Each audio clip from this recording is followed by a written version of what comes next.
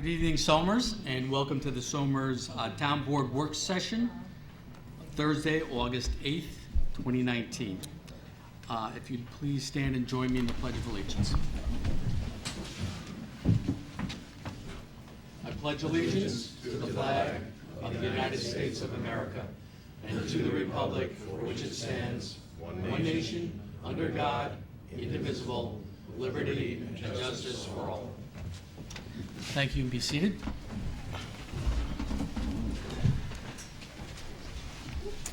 Okay, our first agenda item this evening is public comment. I'll make a motion to open public comment. Second. All in favor? Aye. So moved. Is there anyone here for public comment? Once again, that could be anything that's on any resident's mind. If it's on the agenda, we will give you time to speak on those items. Yes. Come up to the mic and identify yourself.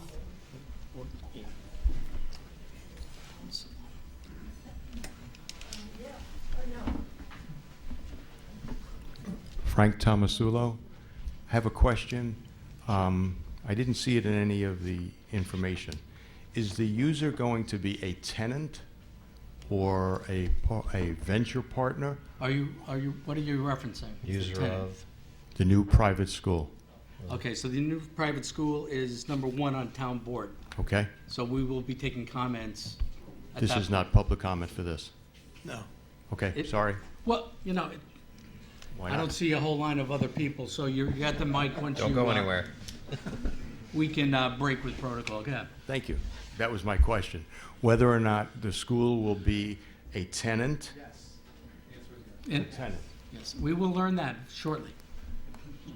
But we know that, yes, the new school is proposed to be a tenant in the facility.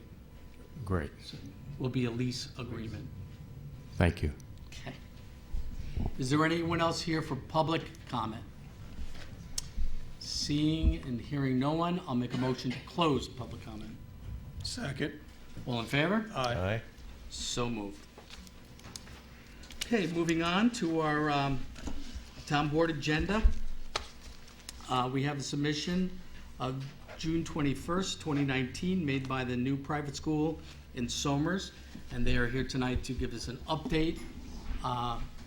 And we'll take a 2-minute break while they set up their video presentation.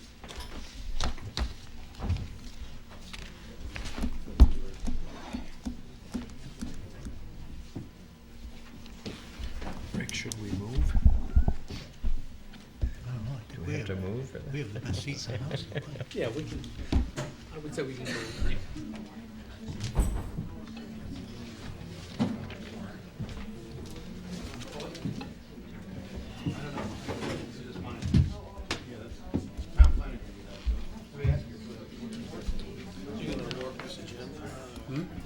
This is your agenda, right, for this meeting? Not for the planning session, after this, yeah. Oh, wait a minute. Now we gotta move. Yeah. Now we gotta move. That's it.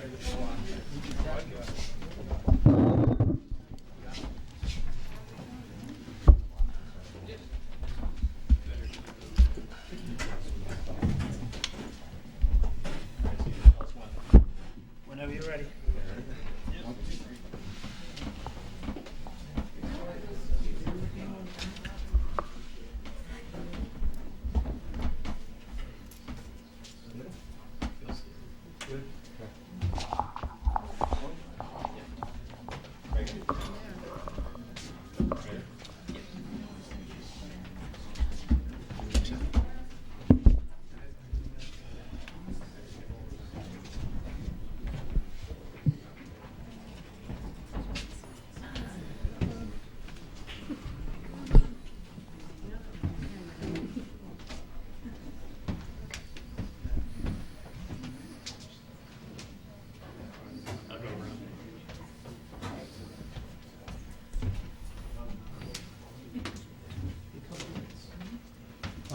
As long as I can see this.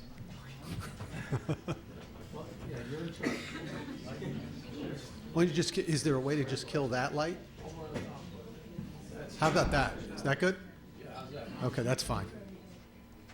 We set? Yeah, let's reconvene. Okay. Good evening, Mr. Supervisor, members of the board, various chair people, and members of the other boards in attendance this evening. My name is Mark Weingarten. I'm a partner in the law firm of Del Bello, Dinellen, Weingarten, Wise, and Wiedeker, and it's my pleasure to be here this evening representing 294 Route 100 LLC and its agent Sebastian Capital, which is the landlord, together with Evergreen Ridge LLC, which is the temporary name for the school, and you'll hear about that in a few minutes, in connection with their request for the requisite town approvals, including but not limited to a text change to the town's existing zoning regulations for the site, subdivision approval, site plan approval, and special permit approvals to enable the development of a world-class for-profit boarding and day STEM, together with arts, high school, grades 9 through 12 on the property located at 294 Route 100, formerly known as the IBM campus. If approved, the changes to the OB 100 district will permit the proposed school use on approximately 345 of the 723 total site acreage. The changes will also limit certain uses on the remaining portions of the property. Importantly, the special permit only applies to the 345 acres of the site, and the zoning for the remaining acreage remains identical to what it is now, OB 100. And the only difference on those two parcels, and we'll show you the parcels in a moment, is that they will not be permitted to have multifamily use as they would be before our project. The purpose of this meeting is frankly twofold. One, our primary purpose is now that we've petitioned for zoning changes and made our environmental submission, we need feedback from all of the boards here in the town so that we can finish the seeker process and that you can go on with your work at your boards. From our standpoint, we are still trying to expedite this as fast as possible for a potential school opening of 2021, which requires all the approvals to be in place by early next year so that we can, 2020, so that we can do the construction necessary to open the school. We appreciate the opportunity to get all of your feedback up front and hope to be able to move quickly to the formal process in public meetings and public hearings before all of your boards. As you are all aware, seeker must be completed before any board is allowed to take an official action. We're also going to give you a status update because while we're doing all these things with the town, with regard to the town approval process, there are multiple things going on outside that process, particularly having to do with the school and the licensing, et cetera. And Tim DeCipio, who's here from the school, will give you an update on that particular part of the process. Just as a brief summary, we will repeat, and some of these things you've heard before. The proposed school, we believe, is an environmentally sensitive reuse, as it will repurpose the 5 IMPA design interconnected iconic buildings. And this significantly decreases the impacts when comparing this project, which would require demolition and rebuilding on the site. In addition, as part of our plan, we will be removing 10 acres, almost 10 acres of pavement from the site because we need much less parking than the IBM use did there. There's much less traffic being generated, much less in the way of cars. Think about it, it's a boarding school. Most of the kids are going to be living there, and they're not going to be generating traffic. They're going to be on campus. So we think this is wonderful from that side. We have our entire team here. You're familiar with it. I'm not going to go through the entire names. You can ask questions later if there's particular, but what we've done is you're only going to hear from me. You're going to hear from our architect, Eric Kyer. We have a nice video that we're going to show you, presentation, hopefully that'll give you a sense of the site. And I will mention right up front, there has been some questions about whether or not a tour of the site would be necessary for board members, et cetera. We're happy to coordinate that at this point. We do that through the supervisor's office, however you'd like to do that if the boards want to come and take a look at the property. But we do have a video which we hope is going to be helpful. You're going to hear from Bonnie Von Olsen from Kimley Horn, who's our planning firm who did the environmental review that we're here to discuss, and as I mentioned, Tim DeCipio from the school. These are the main numbers. You've seen these before that talk about the 723 acres, the various lots. I'll show you the subdivision in a moment and how the project's going to be constructed, et cetera. But I think it lays itself out better during the video, and we're going to let Eric go through the specifics and the particulars. The one thing I will mention, and we'll give a little bit of sight, is as this project is evolving, The field house now is much more in its design. We now have its exact location. We have its design, so we'll be showing you that. We didn't have that. We had a placeholder the first time we were in front of you. But more than that, in the fields, which have changed again, we're, again, evolving this as we go through the process. Pretty much everything else, it's just the reuse of those buildings, and we'll show you what that looks like.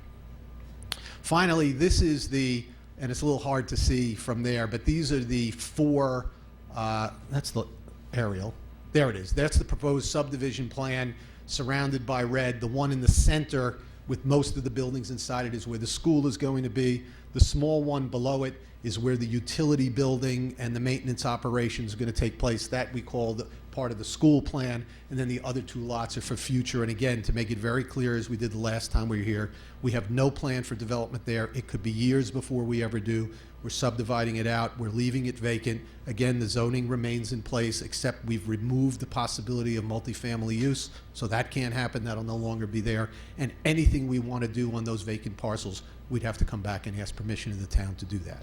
So without more than that, at this point, I'm going to turn it over to Eric and ask him to take you through the plan. Thank you.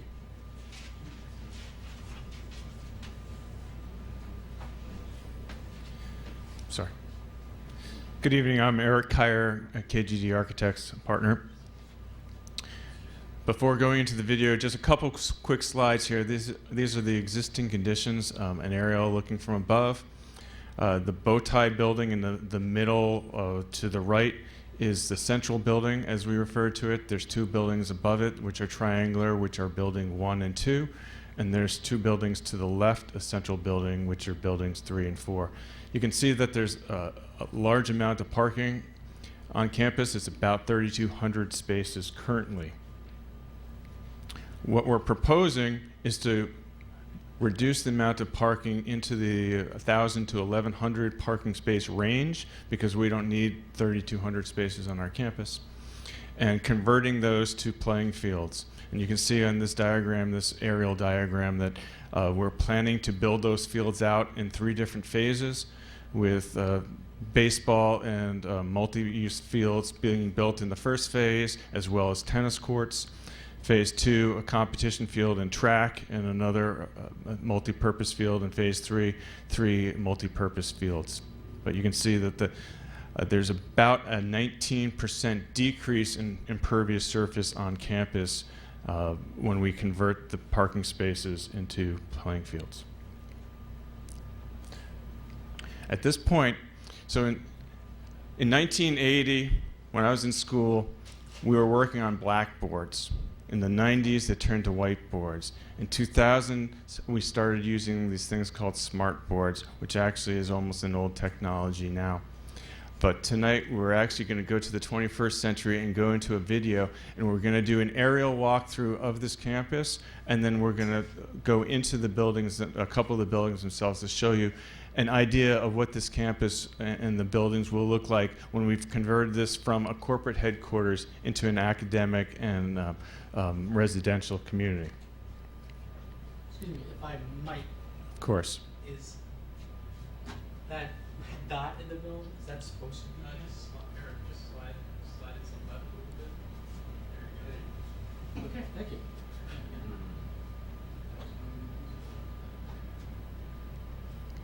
So this view right here is looking from basically the entrance off of 138. And sorry, Andrew? Just push this? Okay. And we're going to come down to eye level, and we're going to directly towards the central building, which is the main pyramid in the middle.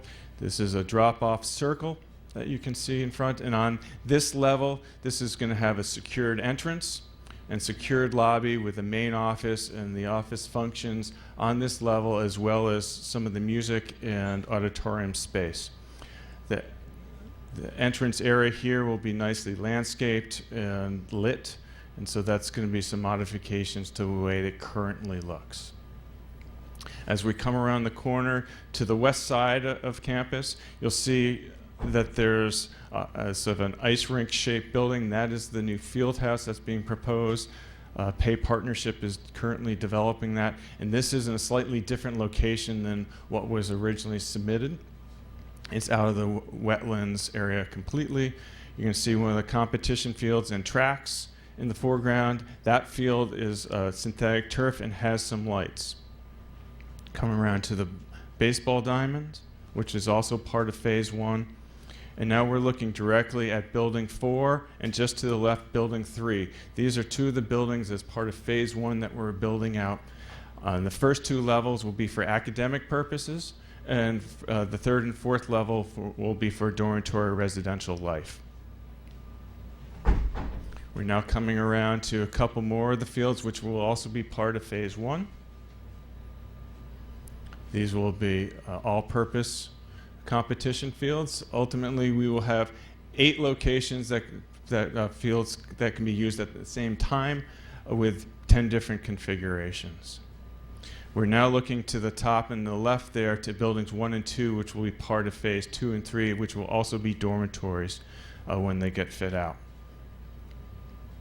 We now go into the central courtyard, exterior court, which will be nicely landscaped. That's an existing arbor of trees, and we're going to enter into level 1 of the central building. Central building has three primary levels.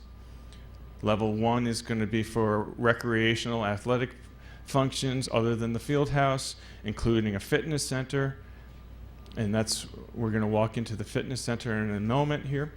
This is the existing hallway, and you can see to the right there that's Building 3, which we'll go into in a second. Here we're going to enter into the fitness center. There'll also be fitness rooms off of this space, but this will be one of the primary places for students to get some exercise. That's an existing glass interior wall and existing glass exterior wall. So we're reusing an awful lot of the existing conditions on this building.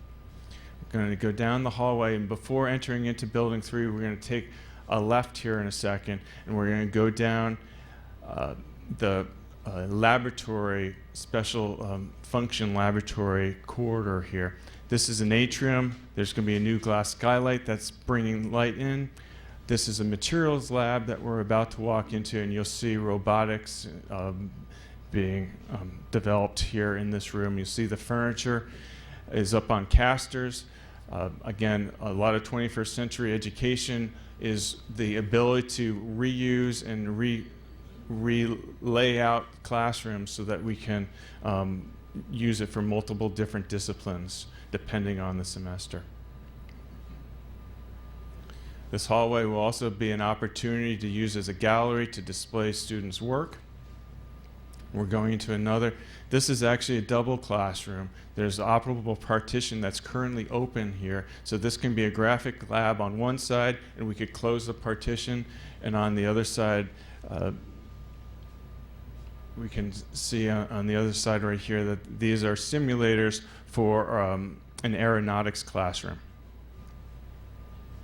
Again, existing glass walls that currently exist today, and the glass to the hallway, so we'll have an opportunity to look through these classrooms, look into them, have the opportunity, if you're not taking that course, to see some of the amazing things that are happening in those classrooms, and say, next semester, I want to be in that classroom and take that course. We're now going to turn and move down link 3 to the Building 3, and we're going to go into the first 2 levels, which are academic space, and then we're ultimately going to go up to the 3rd floor, which is a residential life space. This building has plenty of opportunity to have flexible informal space. Right now we're going to stop for a second. We're going to look into a typical classroom. You can see that the class is not set up in rows as the olden days, that these are set up for collaboration.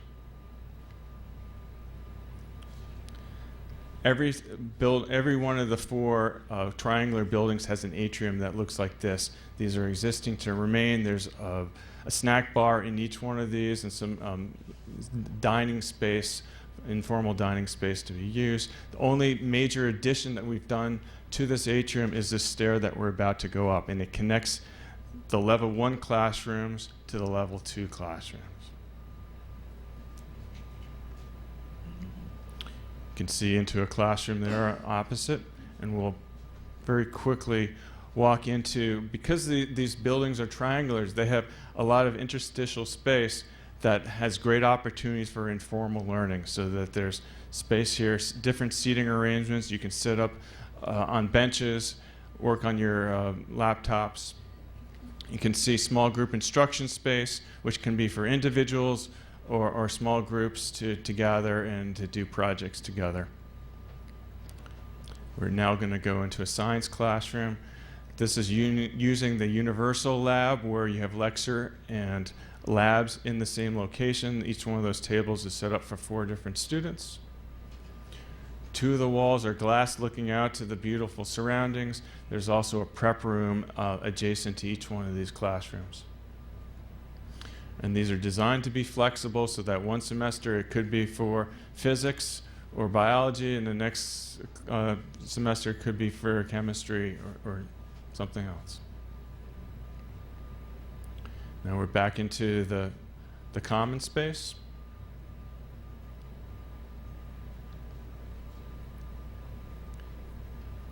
And so you can see that there's lots of different setups here, so that if you have a free period, there's a great opportunity for different learning environments and use of the overall building. So now we're going to, instead of taking the elevator, we're just going to levitate up to the 3rd floor here for a second. And the 3rd and 4th floor, as mentioned earlier, are dormitories. There'll be a key card access, so that only students that are allowed to be up on those levels can get there. This is a game or activity room that, again, takes advantage of the atrium and the natural light coming in.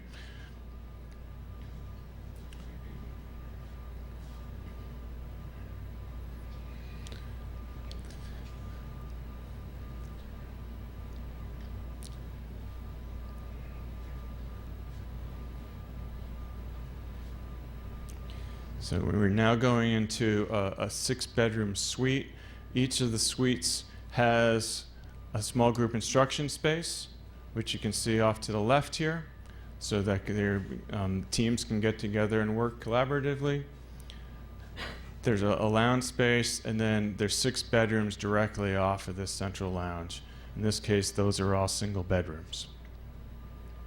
In the 6-bedroom suite, there's also 2 bathrooms, full baths, for those students.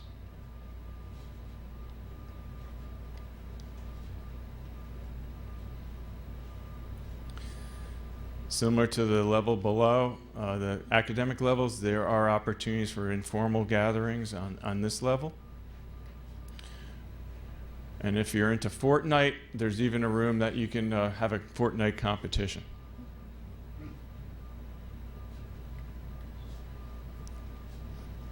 Again, here's a couple more of the informal learning areas and gathering areas where you could do projects together, individual study. And now we're going to go into one last bedroom, which is a double, but we refer to it as a semi-private double. Well, first we're going to look into the atrium again. Again, bringing in natural light. These buildings are wonderful opportunities to showcase the original architecture.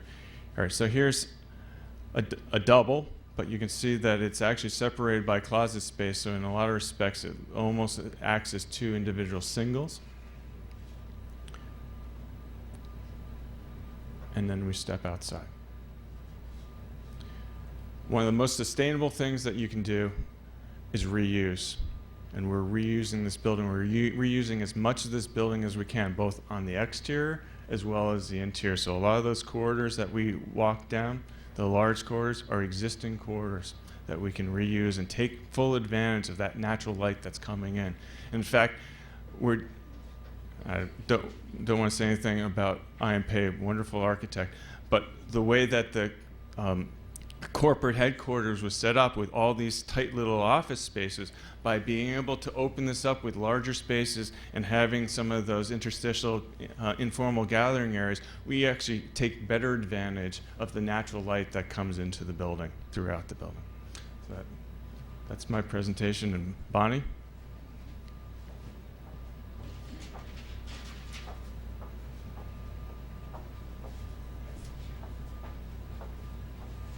Thanks, Eric. That's really exciting stuff. My name is Bonnie Von Olson. I'm the planner working, helping the applicant and the town go through the seeker process, the State Environmental Quality Review. Is this better? Okay. Bonnie Von Olson with Kimberly Horn. I'm the planner for the project, helping the team go through the approval process. As you know, I'm just going to give you a quick history of where we are at this point, and then we're going to open it up to questions later. I'll go through some of the more important aspects of the environmental impacts that we've been reviewing. So back in the fall, in October, the Environmental Assessment Form Part 1, which is the first step in the seeker process, was submitted with the zoning petition, which Mark described. And then in November, the town board became the lead agency, since they are the approving agency for the zoning. They're the lead in the seeker process as well, although the town board is, or the planning board is very involved with the site plan, subdivision, and the environmental review. We came up with topics of study working with the town and listening to comments for the Environmental Assessment Form Part 3 report, which is also called the project assessment. And that list was finalized in January. And then since then, we have been working on preparing the technical studies and analyzing the site, developing the site plans in order to provide the project assessment report, which was submitted in June of 2019. The project assessment report itself is a front volume in addition to several technical studies, including natural resources, a drainage study, traffic and parking study, water and wastewater studies that are all attached, as well as the engineering plans. So this is a general list of what was covered in the project assessment as we agreed to with the town. There's a description of the action, the land use and zoning, as I said, natural resources. I won't read the whole thing, but the utilities, the communities, facilities as well, open space and recreation, historic, noise, lighting, and glare. So this is a lot of little letters here, but I'll try to summarize some of the main topics that we studied. The stormwater design, site disturbance, sanitary and water, and wetlands. So as has already been stated, approximately 9.6 acres of impervious surface has been taken out of the site plan. As you know, the majority of the improvements are interior renovations, but since the property is going to be a school instead of an office campus, much of the parking is being removed, and facilities that weren't on the office campus, such as the field house and the athletic facilities, are being added, and therefore that's where the 19% decrease in impervious surface comes. There'll be new green infrastructure and stormwater practices, and those practices will have to meet today's standards for New York State DEC and New York City DEP. There will be a net decrease in phosphorus. As you know, the reservoirs are right nearby, and this is a hilltop, and that's an important consideration. As I said, the site work is primarily for the athletic fields and the field house, which is the only new structure being added, and approximately 12% of the school lot, which is a 344-acre lot, will be disturbed. For sanitary sewer, there's an existing sewage treatment plant on the site, which will continue to be used. We're studying the capacity now, and there's a wastewater treatment plant report in the materials we submitted. There's adequate capacity for phases 1 and 2, and phase 3 will be working to modify the speedies permit for that portion. I think Mark mentioned already that there will be 3 phases of construction, whereby the first year will be grades 9 and 10 only, the next year will add 11, and then by the third year there will be 4. All 4 grades, 9, 10, 11, 12. Similar strategy on water supply. The site operates now under an existing County Health Department permit for water supply and uses existing on-site wells, and that will be the strategy for phase 1. And additional water supply is being investigated for phases 2 and 3 since the use changed from an office complex to residential and a school. There are slightly different requirements for the water supply.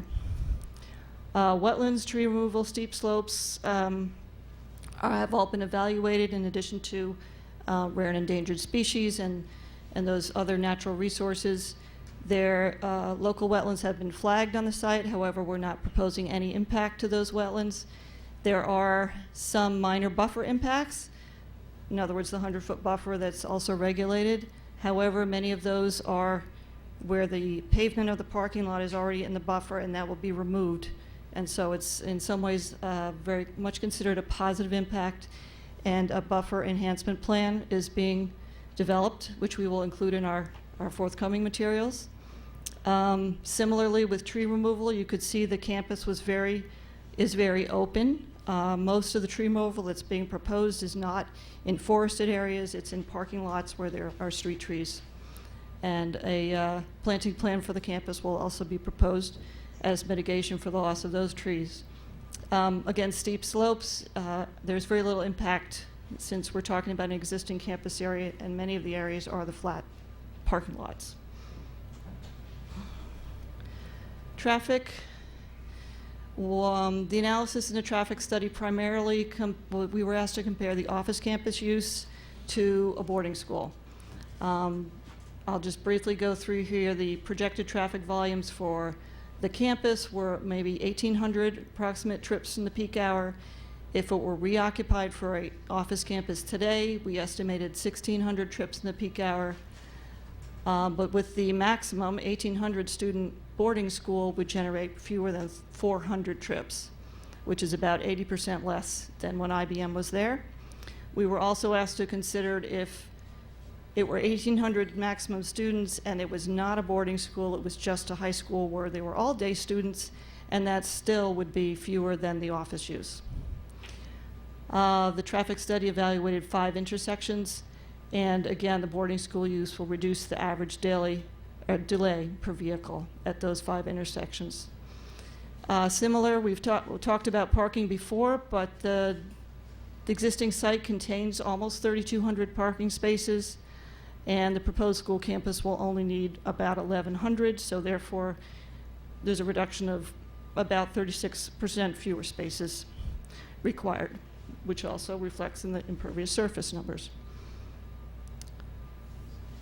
I think I'm turning it over to Tim DeCipio of Evergreen Ridge to talk about the school itself, and then we can answer any questions later.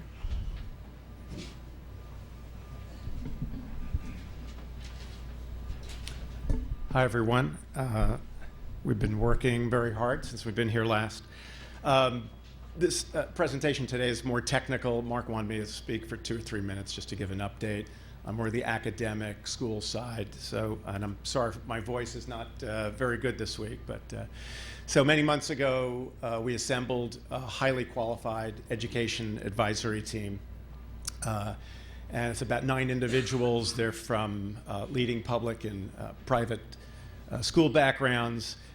They've been working on numerous tasks. In fact, much of what you just saw from Bonnie and Eric, the education advisors worked on an incredible load of information, calculations, to give that to our terrific design and engineering team so they could work on what they needed to and present this information.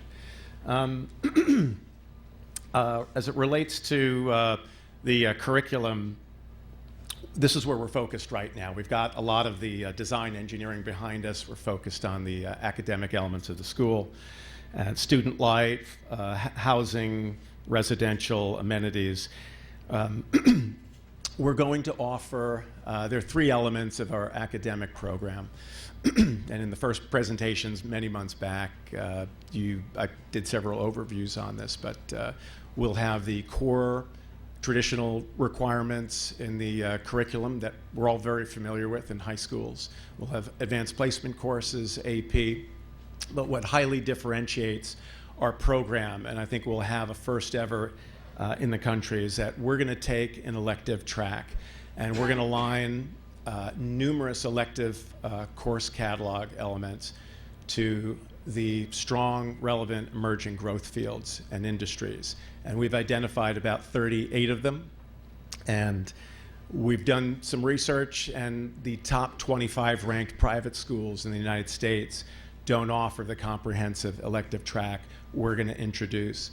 We're not going to throw them up on the projector right now because we want a bit of a market advantage when we go out. But in the fall, and I'll end my presentation on what we're going to do in the fall, we're going to make a presentation that provides a lot more detail when we're ready to come more out on this. We've identified senior and mid-level team members. We're working on a school faculty hiring strategy right now.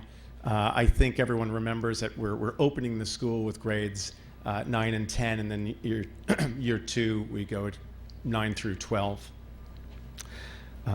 We need state approval to be a school. The process is basically in the interim you get a conditional approval to get a name going so you can use a name, and we're well into the application process. Essentially, we've had to answer 21 questions from the state, which we've got ready. These basically outline how the school will operate, what the curriculum and instruction will be, how that will be delivered, and how we're going to provide a safe and educationally sound campus.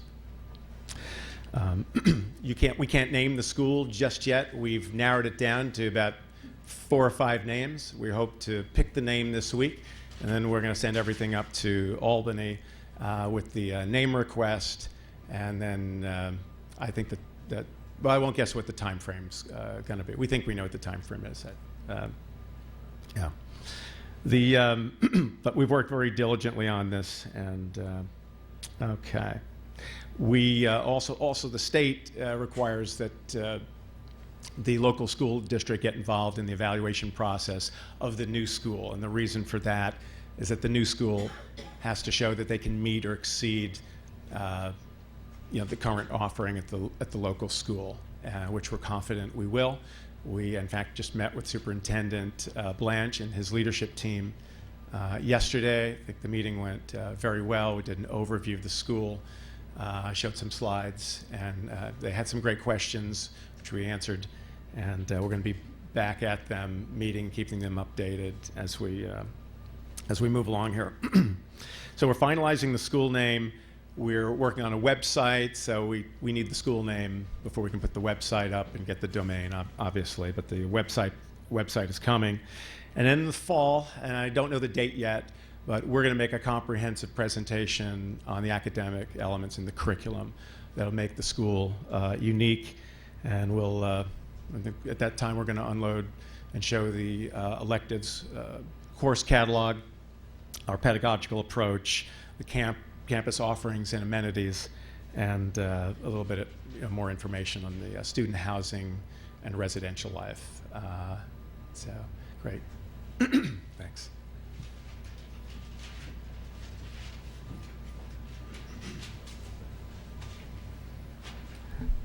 So just to sum up, we are working hard on the environmental review process, and you're going to hear shortly from your own consultants. We've put all our first round of information in. We've began to receive responses from all, and it's now a back and forth so that we adequately answer all the questions that are coming from the professionals and the administration.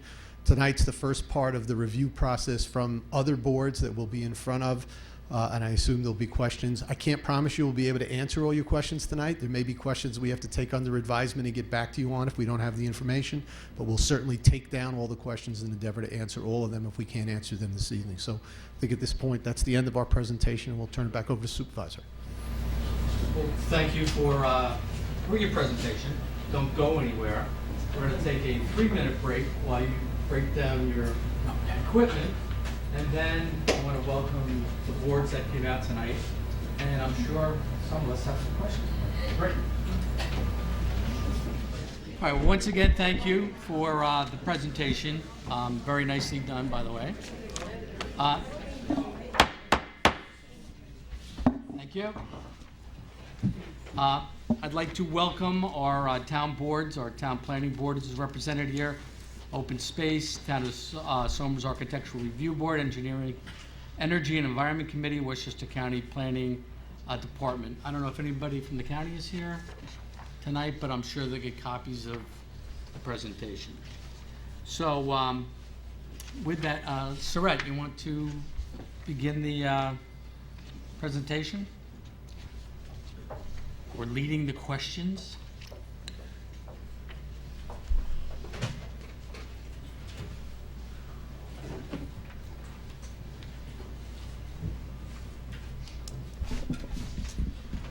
Bonnie gave a bit of a timeline. I'm going to pick up where she left off.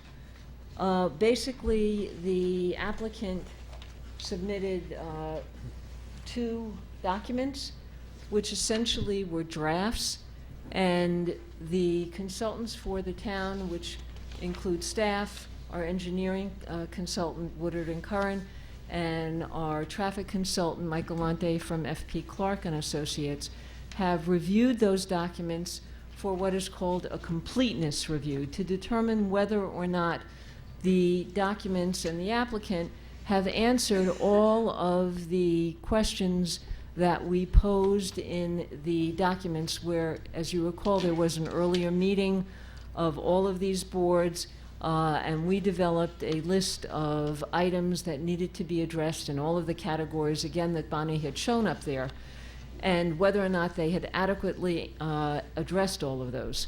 And I did a memorandum, Joe Barbagallo's office did a memorandum, and Michael Lante's office did a memorandum identifying that many of those things were adequately addressed, but there were items that were not. So the applicant is working on those now to fill out those issues. I know one of them is near and dear to one of the council people's heart, and was one of his questions related to what happens on the other 2 parcels that are not going to be part of this school in terms of the change of setbacks as a result of the proposed zoning. And there are quite a few other items within the categories, at least that I was responsible for, in terms of land use, community character, zoning, and some of those categories. So that's where we are now. I know Joe has moved, and I don't know where he is in the room. There he is. There he is, hiding back there. Anyway, so Joe's office did a long, comprehensive memo. I don't know if Joe wants to point out any of those things, but that memo has been distributed to the applicant, and Michael Lante's office has been working with the traffic engineer, John Canning, from Kimley Horn, in order to address those issues. Once all of those are addressed, at least as the applicant feels that they are addressed, they will resubmit these documents back to staff and consultants. We will review them once again to make sure that those items that were not adequately addressed are adequately addressed. And at that point, in fact, this, though it's been handed out to the committees and planning board, will be more available for the public in its more complete form for people to review and identify. But one of the things we're here for tonight is, again, to take concerns of the public, to make sure that everything that we have covered that is an area of concern to both the board, to all of the committees, to residents, as you may have heard, are going to be addressed as part of the environmental review. So that's what we're here for tonight, to hear all of the issues from all of the board members and public that may have come here, and like to open the floor. So, Vicki. I posed my question to Saret, so since you're already at the microphone, would you just ask it? Yes, sitting there, Vicki said to me, oh, I noted that there's a big deal here about removing all of the asphalt and replacing it with fields. That's all wonderful and good. What's happening to all of the asphalt? Where is it being taken?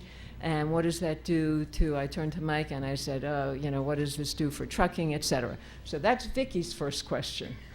Okay, and Vicki Gannon is a member of our planning board. Planning board, right. So I don't know if, you know, as we go along, if you want to address any of these now, or some of the bigger items, or if you just you know, the All right, so- applicant wants to. Yeah, why don't we ask a few questions, and then, you can respond to them. Okay. Just quickly on the asphalt and the phosphorus reduction, does that count towards our goals? That would be a question. Our phosphorus reduction goals. All right, we'll go, and as I call you, some of you I know and some I don't know, so please just identify yourselves, and if you're on a committee, what committee you're on. Hi, I'm Mark Patel. All right, I so- live on. You have to come up to the microphone, sir. This should do. No, you want to, go ahead. Okay. My name is Mark Capel. I live on Route 116, so obviously I have a major stake in this. I think the idea of a school is a great one. It's one of the best things I could think of for it. I'm an educator. I taught college my entire life, so the more education, the better. I'll go through, I have a couple of things, but I'll go through things that might be a problem, especially living where I do. And I appreciate the school being honest about it. I read through a lot of the documents, and there were a couple of things I hadn't even thought of. One, since there presumably will be a stadium or stadia, I think all of us would like it if there were not a huge amount of lighting around it. You know, there's one place where I drive up on the Sawmill, and suddenly there's this glare. It's like more than daylight. I understand you need lights if you're playing, but I think certainly after all, the field is down, so if they could be pointed down, that would help. But that to me is not a deal breaker, because obviously we're not living in the wilderness. You don't go here for stargazing. The city's light enough. If it's a little lighter, that really is okay with me. But I think we'd like to keep that as little as possible, especially in light of the rural aspect of the town. We don't have that kind of thing. Well, I mean, interestingly enough, I did bring up the lighting because that was not part of the original presentation.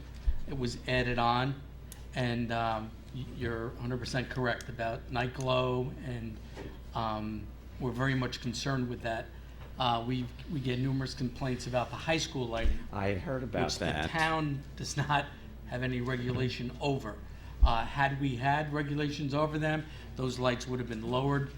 The light wash would have stayed on their campus. And, well, that's why we have an architectural review board who's going to review light wash requirements and containing, so we should not get that type of thing that you're explaining. And into that, I always thank the board members for the job you do, and all the committees or people who volunteers. And to see that plan, it's wonderful how thorough it is.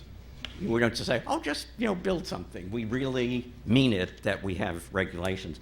The other thing would be, if we're talking about stadiums, is noise from it. Students cheering probably would not be terrible. I have been to games. I've actually been to a few where I've walked out because the music is so loud and sometimes continuous. Yankee Stadium does that. Let's build this rah-rah atmosphere. That would drive me insane and I know all my neighbors too. We did not move to Somers to be serenaded by loud music. The school might not have that many games. Somebody mentioned to me, what if the field gets leased out to other groups? It's something you might want to look into. It wouldn't be another school because they'd have their own facilities. But it might be any group. It might be a local baseball group. Presumably that would not be a problem, but you never know. I think it's something that we really need to look into.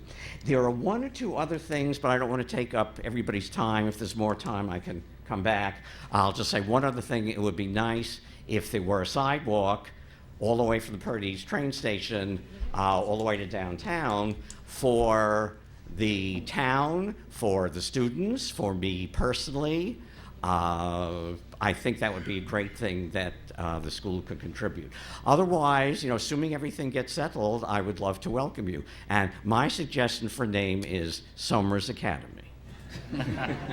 Thank you. Thank you for your comment. You want to start addressing them? Okay, we'll go in phases. Can't read my writing so well, so I'd like to do them a few at a time so I can remember what they There said. you go.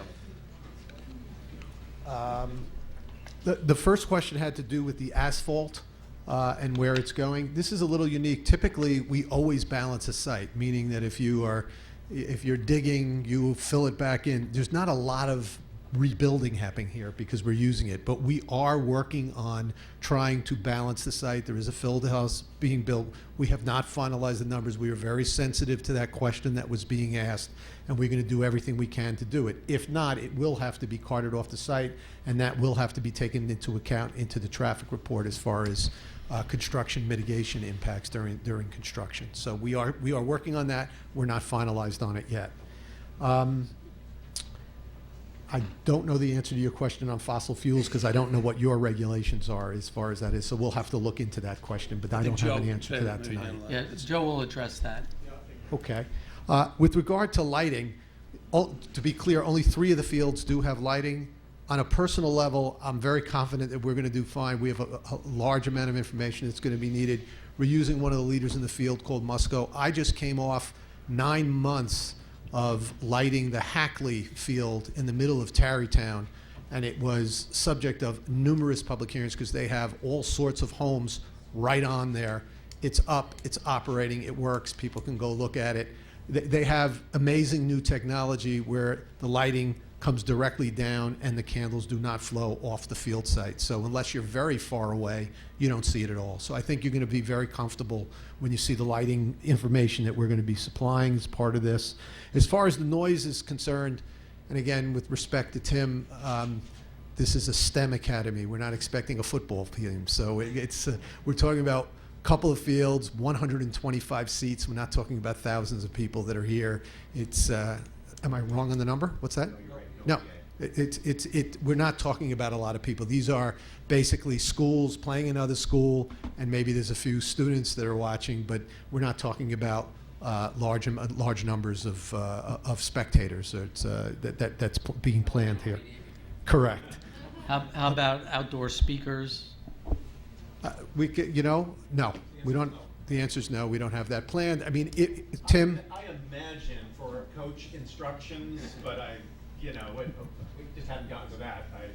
Right. Maybe for the chess team, but that'll be inside. That's the.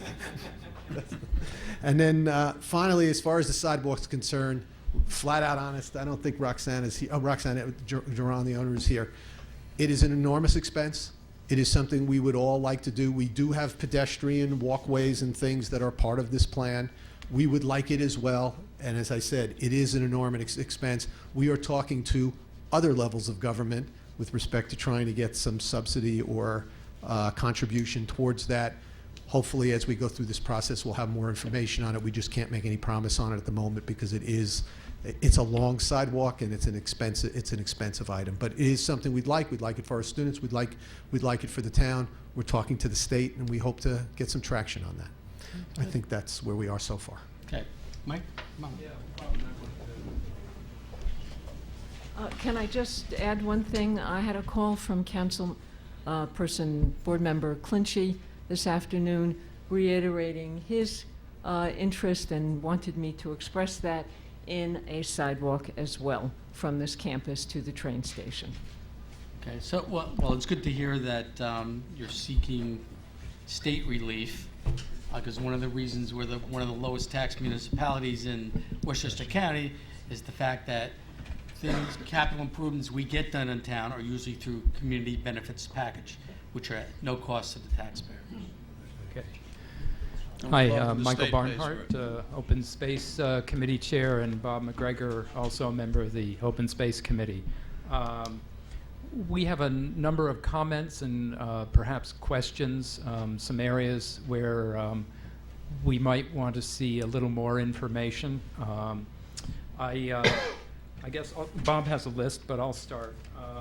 I read over the biological assessment report supplied by Evans Associates. I thought it was an impressive piece of work. I have a few concerns, though. We visited the site actually a long time ago, about 4 or 5 years ago at the invitation of IBM, and we did a preliminary biological assessment, mostly of the open space areas outside of the ring road. But we did visit the area around the campus and got some idea of the habitats that are there as well. Since that time, one thing I'd want to point out, even though this is a campus area that's been heavily developed and heavily impacted over the years, it was a site that IBM underutilized for many years, and it's largely been unutilized for the last several. So obviously conditions change, and in fact, given the gap in time since we were there, I imagine that certain areas that maybe were marginal habitats have become more interesting since. While I think the biological assessment is pretty complete, there was one area of concern. If you look at the hydrogeology report, you'll see that there are 2 intrusions of Inwood marble that go right under the northern part of the Ring Road site, which is an area that Beth Evans labeled Area 4, and in which she found a significant wetland habitat, a wet meadow habitat, in fact. Now, when you have Inwood marble as your underlying bedrock, what you often get is calcareous habitats, and so it's quite likely that you have a calcareous wet meadow there. If you have a calcareous wet meadow, that's actually very sensitive habitat, and the presence of bog turtle cannot be ruled out. It has not occurred in the area for a long time, but Beth ruled it out pretty much on the grounds that she didn't see any suitable habitat. However, if that meadow is calcareous and has been undeveloped for some, has remained undeveloped and remained relatively undisturbed for some time, I think that possibility should be considered. There are also other sensitive species, and I really appreciate the fact that when they assessed and when they did the biological assessment, they considered not only the state and federal listed species, but they also considered the Westchester County species, which isn't something every project proposal has done. But nonetheless, certain species that she didn't think were likely to occur, I think, are more likely given the nature of that habitat. This includes ribbon snake, a couple state and listed species of butterfly, Dion skipper, and also the possibility of New York spotted turtle, although I doubt it. Anyway, there are species that may be there that I think need to be accounted for. I would also note that when Evans Associates visited the property, it was in September. September is not a particularly good time of the year to look for species of this sort. It's in the fall. It's after many of them have moved around and done their mating and so forth. So I think there are some gaps in the biological assessment that I think, and I'll address this in a memo, that I think perhaps need to be considered. I know that that area is supposed to remain undeveloped. However, it is adjacent to the ball field that they want to construct there. And in fact, they agree that the grading that's going to be around the ball field is going to intrude into that meadow to some degree. So I think all of those impacts need to be addressed. There's some other things that I think we would like to see addressed in the discussion of the stormwater plans and so forth. It didn't appear to me that there's going to be a lot of infrastructure built in other than to use the existing detention basins and things like that, which is good. I would note, though, that the curbing they're proposing there is very steep, and we recommend a style called Cape Cod, which has a very gentle slope. This keeps amphibians, who I think are quite likely to be on the spot because the ring road is entirely, there's a lot of constructed wetland around the ring road. So and Beth admitted there are likely to be things like Jefferson salamanders and things like that. So they will be crossing the site. Particularly, we're concerned actually during construction and would recommend that measures be taken using silt fence and hay bales and so on to try to fence in the sites that are being worked on, not just in order to control erosion, but also to divert amphibious species from crossing those sites if at all possible. I think I'll conclude in I had one other thing. With regard to the tree removal, I noted 607 trees are to be removed. I understand a lot of these were planted. However, there are some stands that were historic and probably on the borders of fields. But we didn't see a listing of the species to be removed, which is usual. And without that, it's very difficult to assess the impact of that kind of tree removal in terms of loss of native species. At that, I think I'll conclude and let Bob mention his concerns. Thank you, Michael. Overall, I think that the plans that I reviewed look pretty good. And these are just some suggestions and some things to consider. I don't think they're going to be major issues, but it appears that on the plans that I was looking at, you're going to do replacement of trees in around the buildings which are planted in a grid format. I assume that the trees you're going to replace are going to be the same as the trees that are already there. I'm getting a nod that that's correct. And also, I don't know whether outside of those grid areas, whether you're going to be adding additional trees to supplement some of the trees that you're going to be taking down. What we've found as we've reviewed other plans is that if you're going to replace trees or you're going to add some additional trees in, again, we would want them to be native trees. And we would also hope that you would do a variety of different species. Because what we have found over the years is that if you plant all the same species and then we get an ash borer come through, it can wipe out all of your trees. So we would hope that you would consider that as you're planning your tree planting. The other thing that I noticed is that you only have one small rain garden in the plans. As you move forwards with your plans, if there are opportunities for other rain gardens, that might be nice because it gives an opportunity for the students as well as from an environmental point of view to see how a rain garden can help with the environment. And if you're going to be a STEM school, it might be nice to have some examples right on your own campus. Westchester Community College has done that, and it makes for an addition to your program.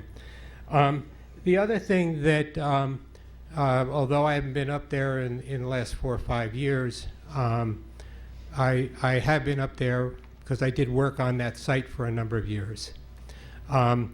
But I know that there are a lot of invasive plants on the property. I don't know how much they've come across the ring road into the main area, but as you move forwards to create a plan on how you're going to deal with the invasives. And any opportunity you get to remove invasives, I think would be greatly appreciated. That's both shrubs and trees and other kinds of things. Also, when I looked at the plans, you've got a lot of fields that you're going to be adding in the parking lot area, but I didn't see anything about fencing in around some of those fields. I don't know whether you're going to be considering that or not. But also with the wildlife and other kinds of things, just be sensitive to understanding how fox and bobcats and other kind of animals will move across the property. The other piece is that the question would be, how are you going to manage the wildlife on the property, and in particular the deer population, and whether you've got to have a plan to deal with that up front, because I think you're going to have a significant problem with deer and your vegetation and other kinds of things. And the last piece is that as an open space committee and land trust, we're starting initiatives on pollinator pathways. And so we're trying to create an environment across the town that encourages pollinators to be able to move freely across our town from vegetation to vegetation to vegetation I would hope that you're thinking about that and can help us in our effort with the rest of the town, with your property, to create some additional pathways through your property. So none of these are, I don't think, are any significant things, but things to consider, and they may help some of your education programs also. Thank you. Yes, Flo, come on up.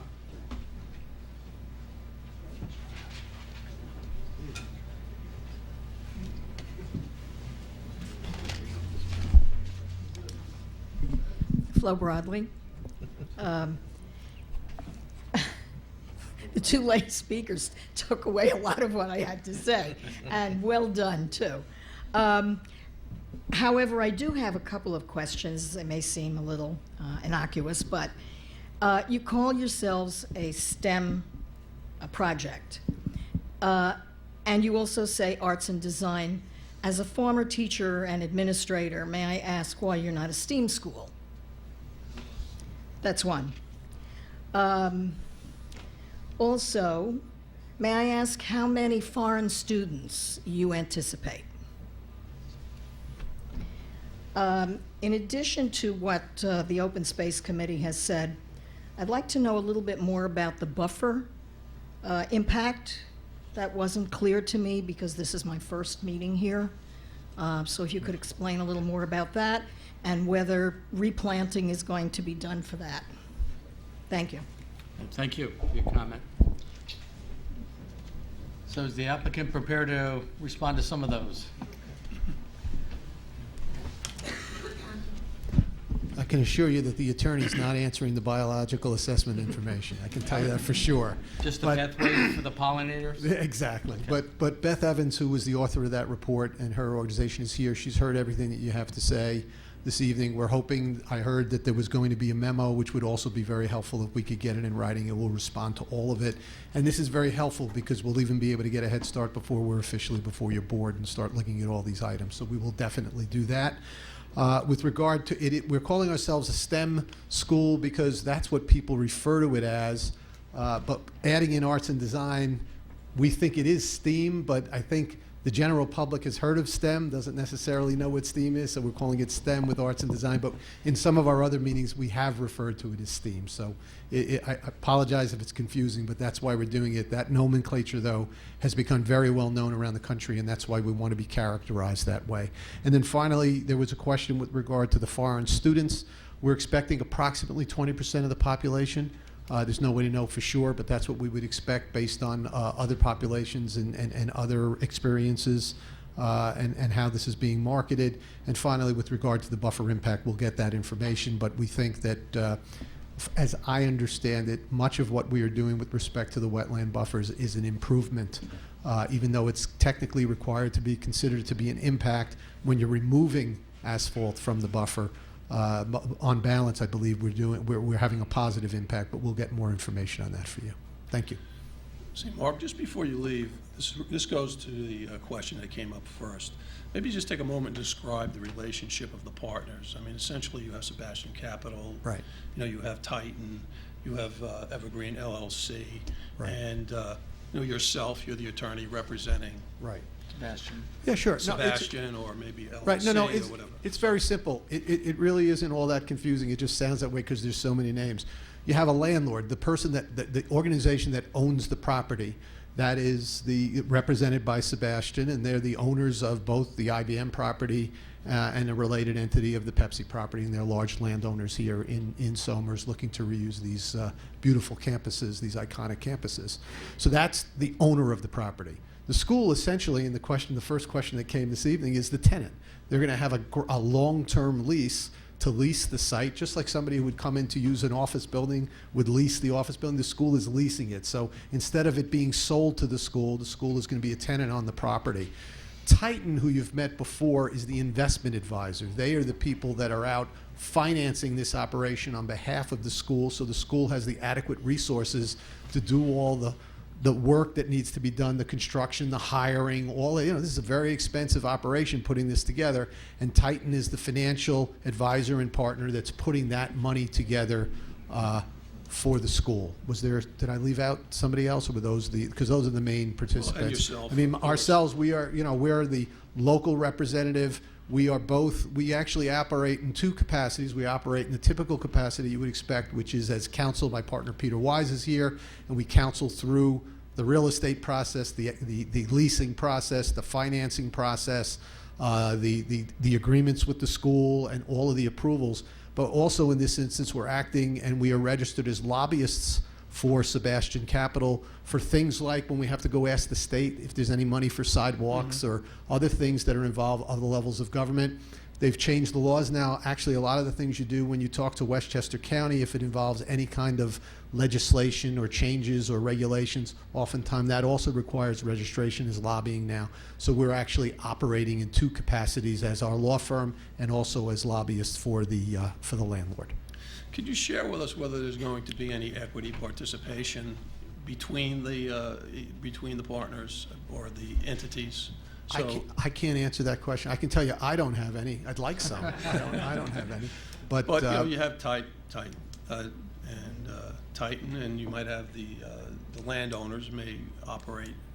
The landowner is taking an equity stake in this and that shows you how committed they are to making this happen. They are investing early and often, as we like to say in our business, and they will be a participant and are incentivized to make this work. As far as Titan, I don't even know. I don't know the answer to that question. They are also taking. Assuming that it all works, they're going to also have a participation in this as well. So that's, I see that as very important, and I think that's great that everybody's working together to have a stake in this. They've got a big stake in this. They've got a big stake in this. Correct. Sebastian Capital has been a great neighbor. They've helped us along the way. They've donated time and effort and property for some of the celebrations that we've had in town, and they've been they work with us as best as they can. They take their responsibility as a corporate citizen very seriously. I like the idea that they have a stake in this. So I have a few questions as well.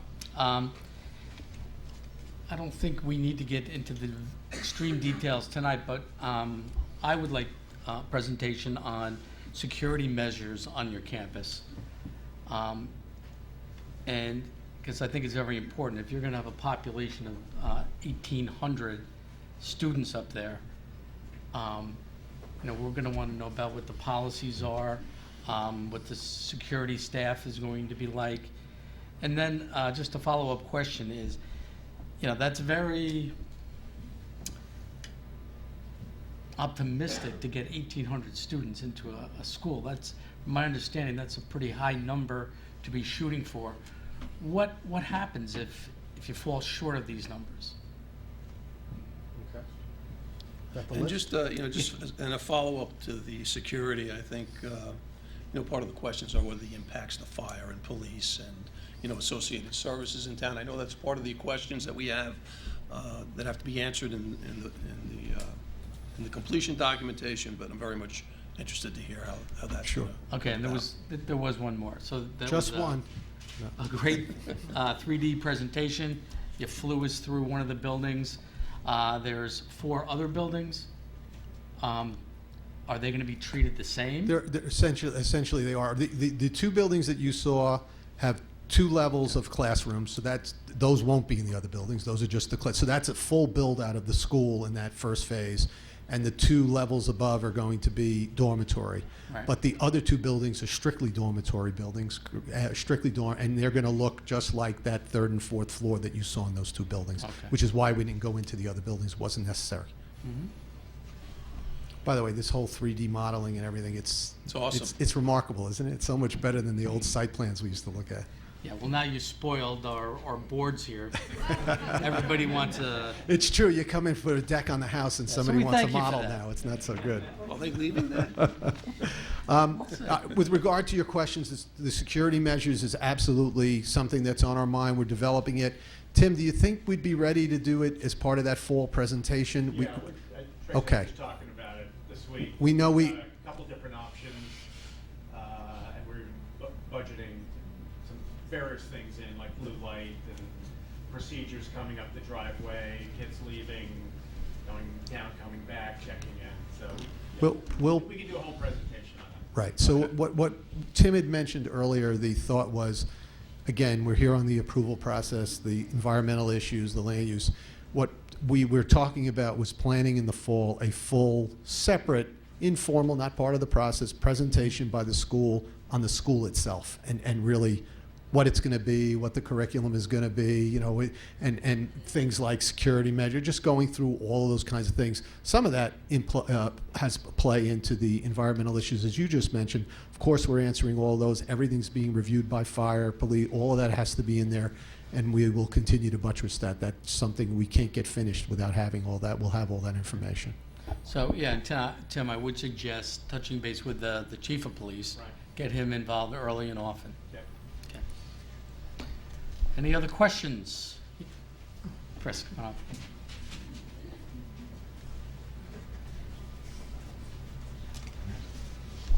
up. Thank you, Town Council. I appreciate the opportunity. As a Somers resident, I have a question regarding the business model. So, Chris, Well, just you're state your name. We know who you are. Chris Roberto, 27 Cortlandt Manor Road in Somers, Katona area. I'm a member of the Energy Environment Committee as an associate member, and I'm a member of the Town Planning Board.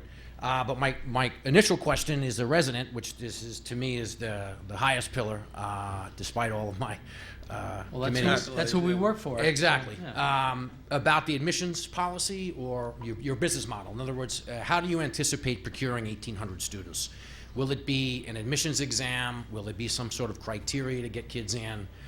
Or is it just basically if you pay, you can get in? So that would be a question that several residents have asked me if I had that information. The second, representing the Energy Environment Committee, I heard your architect speak about sustainability and repurposing the structures that we have in place.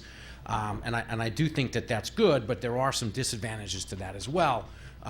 These buildings, I believe, were constructed in the late 70s, early 80s, late 80s, where energy consumption was not really a consideration. So we would ask, or I'm asking, what type of renovations are we doing to reduce energy consumption, whether we're converting electricity from incandescent lighting and fluorescent lighting to LEDs and things along those nature, as well as insulation. Cooling this building with these large glass prisms, I would imagine would be very challenging to keep that cool in the summer months. So that's something that I would have a question on. And then there was one other, and it escapes me at the moment. I just wanted to comment on the sidewalks. As the town knows, I've been a big advocate of sidewalks to make Somers a walking community. Any lobbying or pork barreling that you can do at Albany would be awesome. As you've seen, we've got several projects in the town that have begun our infrastructure plan. We've adopted, Somers to be a walkable town. So I did want to emphasize that that is something that the constituents in the town is concerned about and would like to see, especially access to Metro North to be able to walk there. There are other schools along that path that could benefit from that as well. So that's something that we as a community as a whole would definitely see a benefit from that. So we would ask that you would consider that when you move forward. Thank you. Thank you.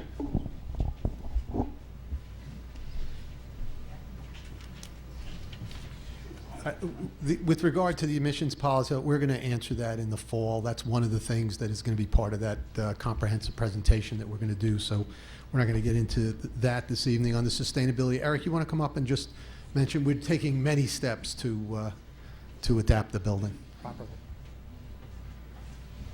Ultimately, we'll put together an entire sustainability plan that says everything we're doing from the conservation of the site to what we're doing in the building. But yes, all the old fluorescent lighting will be replaced with LED fixtures throughout. So that's obviously a very simple thing that will be significant energy reduction, but the actual mechanical systems are existing to remain, and we'll continue to use those. But we'll be also looking at the atriums and doing studies as to how we could reduce energy consumption and work with the existing conditions that we have.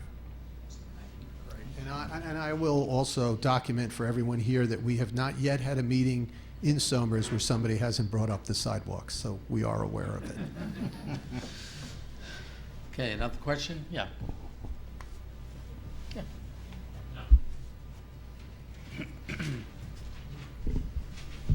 Nancy Gravino, Granite Springs Planning Board. First, a question I just thought of.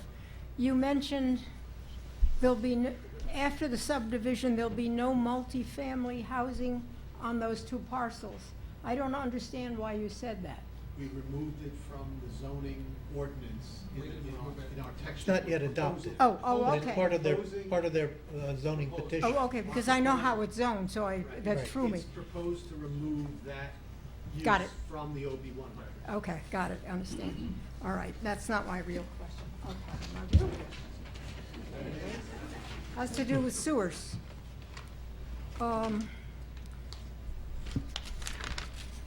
We heard from, naturally, from the New York State Department of Environmental Conservation, and they want to remind you about your sewer plant.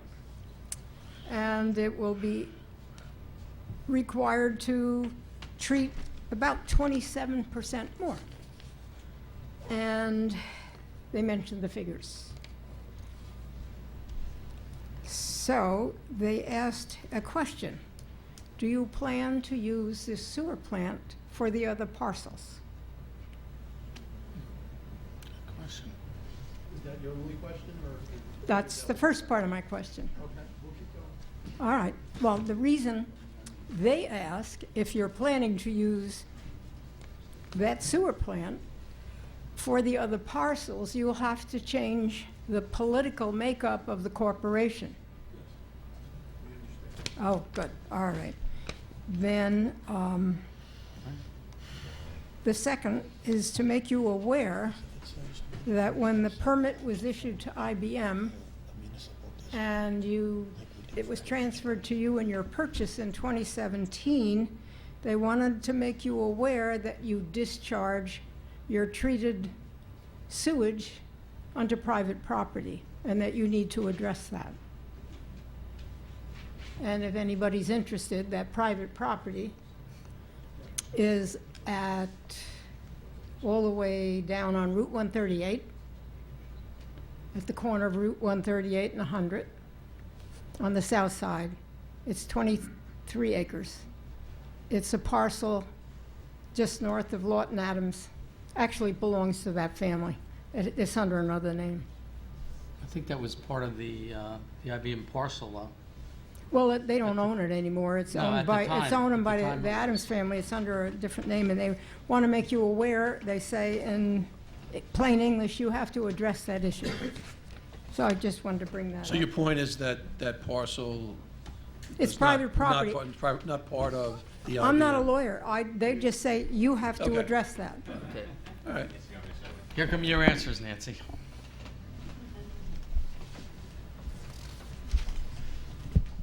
Good evening, Rich Williams, Insight Engineering. So the discharge point for our treatment plant is on lands controlled by the owner, Sebastian Capital. We are aware that we can either make sure that all the names of the properties are under the same corporate name or form a transportation corp because you'll have different owners all serviced by a single treatment facility. So both of those options are available to us and we're looking at them now. But it's property we own. Correct. We do control the property on which the yes. according to this? We do. We found that it's Did you buy it? yes. You bought it from the Adams family? The discharge point for our treatment plant is on property owned by New Somers 2 LLC. Yes. That is owned by us. Oh, so you bought that too? Yes. That is part of a very large piece of property that Can we be ultimately more fronts specific out. where that parcel is? It's a That suburb. that is a very large piece of property that actually surrounds Mill Pond offices, has frontage next to DeChico's, Oh, and wow, basically yeah. includes the lake and the wetlands. So that's all the property? That's all the property. West of 100? Correct. Okay. Thanks. Any other questions from any reports? Yeah, thank you.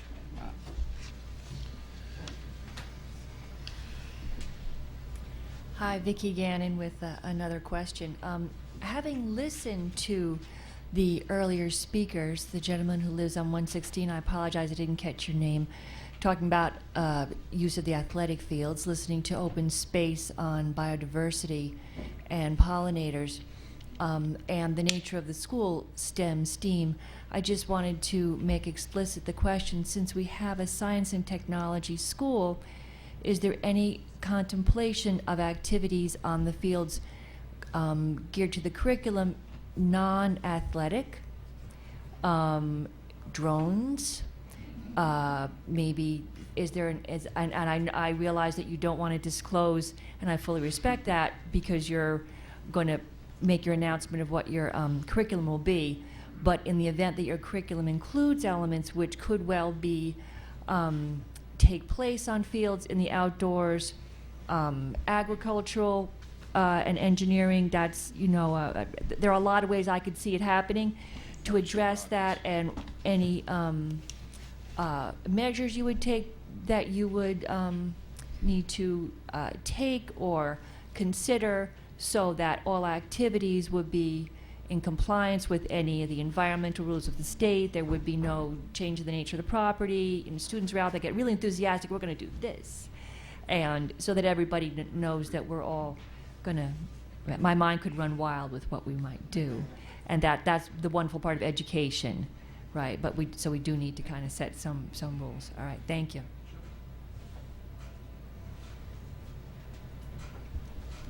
Yes, sir.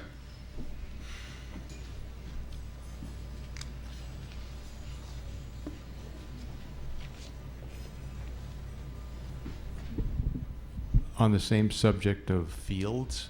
Just your name again. Frank Tomasulo. Frank Tomasulo. I thought I heard before that although there are going to be multiple fields and a field house, that there's just going to be 125 seats for spectators? Is that what I heard? Okay. So the other part of that question, and maybe 125 seats eliminates the need for the second question, will the fields be available for other use other than the school use? Because I think the critical mass of all of those fields in a market circumstance could lead to something that would not be desirable. And I just wanted to understand your intention.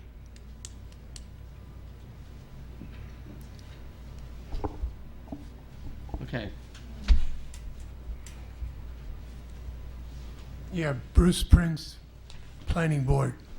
I'm slowly working my way through your 2 volumes of things. So, excuse me if this has been asked or answered, and I don't know if Joe Babagallo is dealing with this, but in your video presentation, you went by one field and mentioned that this is going to be an artificial turf field. And then you went through all your other fields and made no mention of that. They're all, the rest of them are going to be grass. Okay. Okay, well, then obviously, you need to take, I assume that the biological people will get involved in, if you're removing asphalt and replacing it with fields that you need to have real grass growing, there's going to be some treatment and some maintenance on those fields, and I assume that's going to be taken into your calculations. That was my only concern. I didn't know if they were going to be all artificial or most of them are going to be grass. Fine. Thank you. Anyone else with a question? Yes, sir. Then, Joe, we're going to have you come up and talk about phosphorus.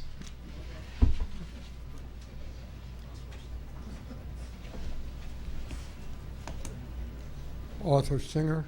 After complete build-out, what do you expect the income stream will be? In other words, how are you going to pay for all this? Okay. Joe, you want to just come up and answer the,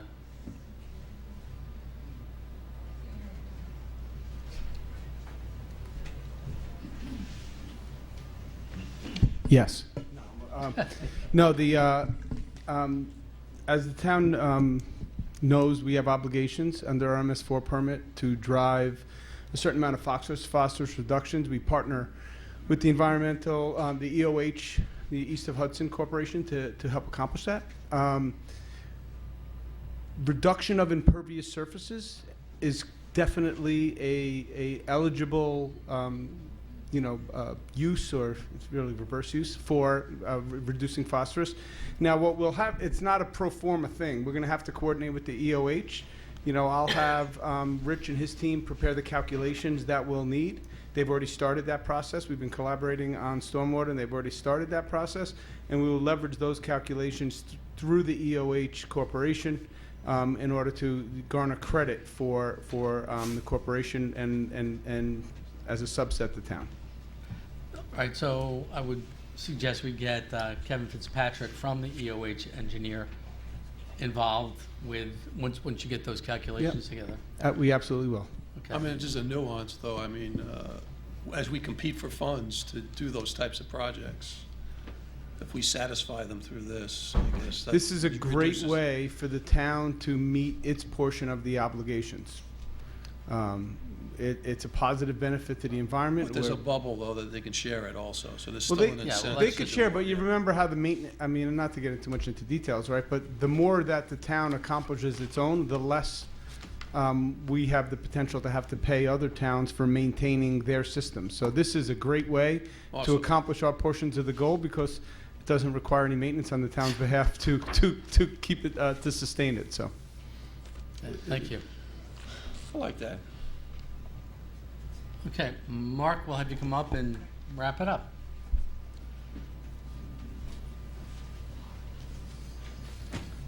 I always think we have the answers to all the questions before we get here, and I'm always amazed that there's always things you don't think of. The one I can tell you for certain is I hadn't thought about what we're doing on the athletic fields that isn't sports, so we'll have to get you that answer, because we just haven't discussed it, and we'll go over that. Like rockets. Yeah, well, good. There you go. That sounds fun. Use of the fields for other than the school, I can tell you that's going to be an interesting give and take. I think the school would tell you that they'd prefer to just use it for themselves and do that. I think there's been some requests from local groups and schools that they'd like to have some use of these new things, and I think it's something we're going to have discussions about. Because I'll be honest, from our standpoint, we'd love to use it for our school, and that would be it, and I understood the import of the question. But I think there are some organizations out there that may want to have some sharing of it, and that's going to have to be worked out. So we don't have an answer to that I think more the spirit of tonight. that question was, you have all those fields. Fields are in big demand. If you have, if you turn it into a commercial venture. Yeah, that In was. other words, this week, 2 soccer teams, not from this area, are going to lease and run a tournament. That's not, the intention is to use this for the school. And again, I know there's been discussion of local organizations being able to use, so we'll have that conversation. There's no intention to be leasing these out to. Really haven't, it's just not. So we want to make sure you're keeping that vein. Okay. Right. I think we answered the question. Is one artificial turf field and the rest are grass. And yes, we'll have to have a full landscaping and maintenance plan, and all of that will be developed with respect to how those are treated and taken care of. And then finally, there was a question with regard to full build out and income stream. Well, I don't have the specific, I think some of that is confidential, but I can tell you that this is a school that contemplates a tuition of $37,000 for the students, roughly, with another $12,000 for room and board for those that are boarding. Those are numbers that approach those that are used by private colleges, frankly, in many of the places. And you have some very, the top people in the country, frankly, on the financing side of this, who are very confident. And you should also know, we don't have to have 1,800 students. We can have less than that. That's the full build out. That's not required for the economic return that's necessary. And it may be some years before we get up to that number, but they know what they're doing here, and there is plenty of ability that these people, again, as the supervisor pointed out through his questioning earlier, who are partners in this, it's not just advisors, but are actually partnering in this, are very satisfied that with the right numbers that this works as far as income stream. And Thank you. that's it. Thank you. Okay, one last question. No, come on. No, it's you, Chris. Just one last comment or question that was just sparked in my head regarding the fields, if they're not used on behalf of the school. Is there something, and maybe Roland can answer this question, can we put some language in something that would require a special use permit, that if they did want to do something like that, that it would have to be evaluated by somebody before that was allowed to happen? This way there are some assurances that, you know, if it meets the criteria and isn't going to be a venue that would be disturbing to the public, that can be thought about through a special use permit. We'd have no reservation with that. That's something that's done in other places. I would suggest that it be limited to for-profit, so that it doesn't become that you have to come for a special use permit every time one of your schools, if you decide to do that, or local organizations wants to use the field. I think that would be a mistake. But if you want to do it on the for-profit, using your fields for commercial use. for commercial use, I don't think we'd have any issue with that, because there's no plan to do that at the moment. I don't know that we'd call it a special use permit, because that's got all kinds of procedures involved in it. Might just be Permission. a permission of the building inspector or the planning board or the town board. But maybe it's a permit, but I don't think we'd call it a special use permit. Okay. Because that means public hearings and So a whole let me just be process. clear. Are we talking about the Somers girls soccer team wants to go up there and practice when the school's not in session? I mean, why does the town need to get involved in that? You know, that's not a for-profit. I think what they're talking about is if we were renting the fields out to some soccer place to make money. Some sort of a league. Or something of that maybe nature. A concert, anything, it's open space, right? Right. We don't have control. We don't have, and we don't have a problem for those kinds of things that are outside the school coming to Okay, ask so permission for those. We need Some sort of a non-community use. I can tell you, and I think that Yeah. council brings up a very good point. We have a situation in Greenberg where we built the practice facility for the Knicks, the Rangers, and the Liberty for MSG, and they came up and said, "You're the only ones who can use it, and nobody else can." And then the town wanted to come use it for some special stuff, and they had no rights and had to change their laws and everything. I mean, I don't think you want to hamstring yourself if you want to be able to share in some of the stuff, and that's fine. Okay, All right, thank you. we'll address it. Good point. All right. You got one more. Yeah, come on up, Mike.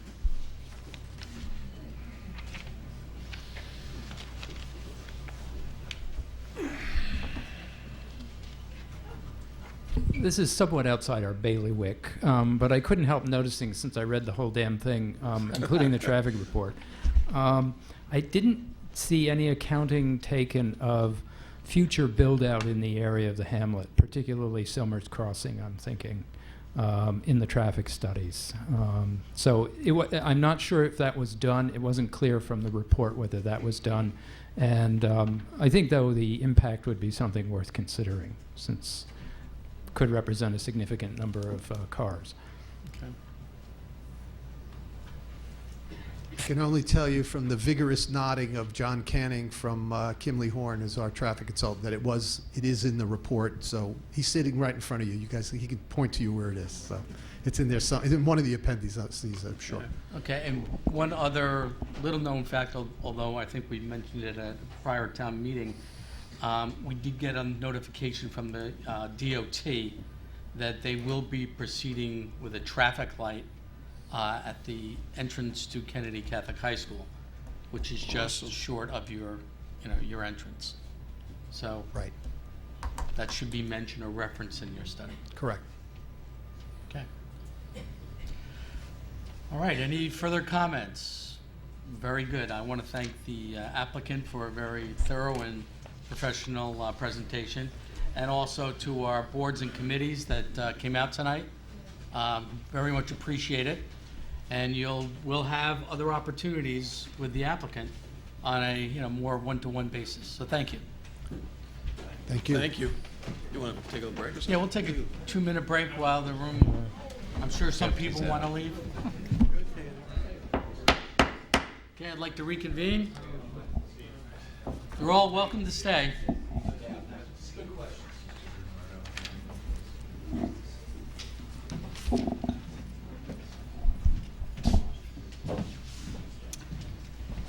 All right, our next agenda item is Somers Realty Road dedication.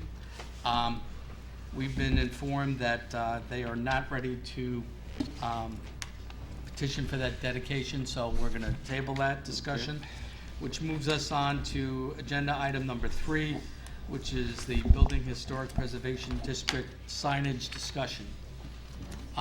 Let me say that I do appreciate all the work that we had a signage committee. We had a follow-up Business Historic District signage committee. We had them work with our Architectural Review Board.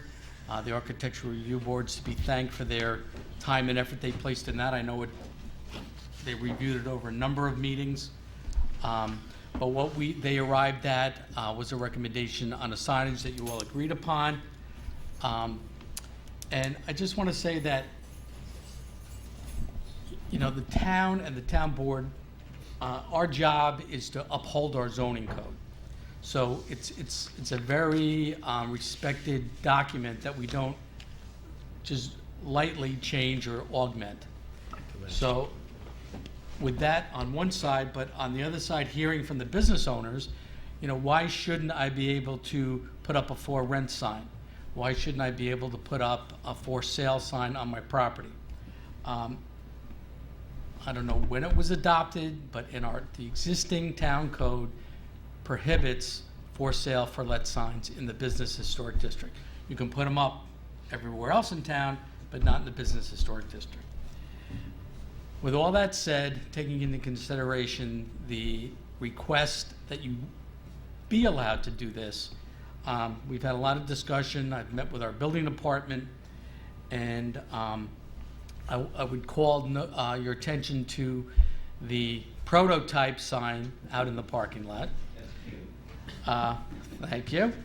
That is a little downsized version of what you discuss at the Architectural Review Board.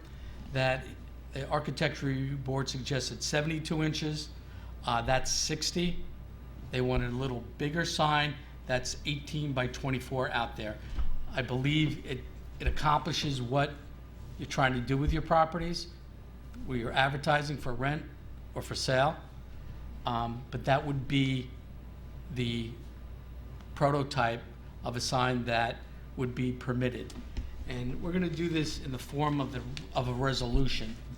So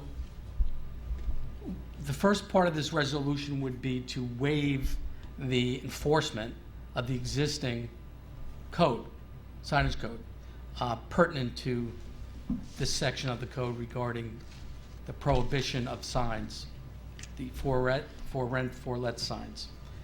So the resolution would then go on to approve the use of temporary signage in the Business Historic Preservation District for an agreed upon period on an application that will be filled out with the building department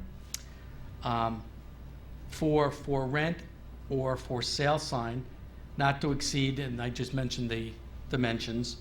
The sign is to be white with black lettering. I noticed that on the ARB recommendation, that was really not addressed. So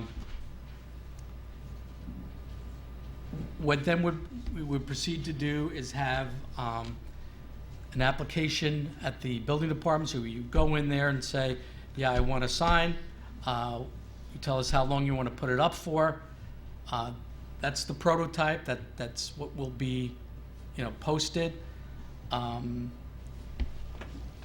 we'll also put in this resolution that, once again, this is temporary. The feeling of the business community, and I totally understand it, that's why we're doing this, is that you feel that without that type of signage, you're being prohibited from renting or selling. As I mentioned early on in this discussion, there are some municipalities that did away with for sale signs. It wasn't the municipality, it was the real estate people saying, when they see a number of for rent, for sale signs in certain neighborhoods, that it was a detriment to their business. Think, why is everybody selling? Why do I want it? Or why is everybody renting their business? Maybe we don't want to rent here. So, you folks, are could be right, and let's see over the next 6 months with the use of these signs, if in fact it improves your business opportunities. So the waiver is for 6 months. The waiver would be for 6 months, and the resolution would be to approve the use of temporary signage with the dimensions and things I've mentioned, with an agreed upon period with the building department. It would be, for 6 months would be the So the idea is trial period. Yeah, so is the resolution is going to be a trial period for 6 months, or are you also saying that the sign is going to be permitted for 6 months? It says temporary. Temporary. Is there a time frame around temporary? The provisions are being waived for 6 months, but when they go in to complete their application, they have to state how long they're going to have to sign up. Right. Right, Because if the business rents or sells sooner, then obviously the They're going to sign take it comes down, right? But they're going to want to keep it up. Is there an end point if it doesn't rent in 6 months? Well, then we'll be back here to kind of figure it out. Then I guess that's going to kind of show that the signs don't do any good. Which is my next point. If that happens. We want to come up. Yeah, come on up. Yeah, Jim. Jim Boniello. Yeah, Jim. I think everything the town is proposing is fair, most everything. The height of the sign, 5 feet, the color of the sign, black and white, I think it's in keeping with the historic district, very classy looking. I think the only thing that may be an issue is the size. 24 wide is fine. 18 inches, it's not enough space to get the information that is needed to provide the people looking at the sign. Your sign is the 18 inches high, is you can fit 3 lines. There's a little bit more. The 4th line is almost essential. It's going to talk, maybe identify the brokerage. It may identify the size of the space that is we're talking about. The Architectural Review Board approved, or they thought 24 by 30 would be fine, would work. I don't even think we're going to be asking for that. I think something that the minimum that we would like to see is 24 by 24. It's only 6 inches more than what you have over there, but it does allow us for that 4th line of information that I think is really important. Well, I guess we didn't talk about the content of the sign. I mean, the purpose of doing this is to allow for rent, for let, not a description of, it's this kind of office space, it's going to be, 10 by 12. That is what the phone call is going to be about from that advertisement. So, I don't know, I did not perceive, nor I don't know that the Architectural Review Board perceived. With regards to that, Sure, come on, Rick. Rick Tenardo. The reason I agree with, again, we appreciate everything that your office has done and all the committees to work together to try and resolve this. And like Jim said, I think everything is pretty much more than fair.